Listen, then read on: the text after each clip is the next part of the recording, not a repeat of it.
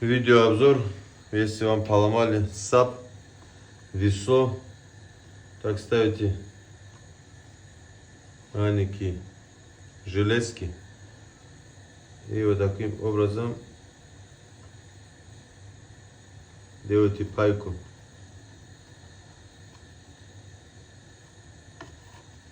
Разглаживаем, утапливаем полностью.